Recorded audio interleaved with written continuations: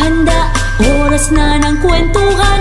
Ang tenga at ang mata ay ating buksan. Oras na ng kwentuhan, kwentuhan, kwentuhan. Oras na ng kwentuhan, handa na akong makinig. Oras na ng kwentuhan, kwentuhan, kwentuhan. Oras na ng kwentuhan, handa na akong makinig. Maupo at maghanda, oras na ng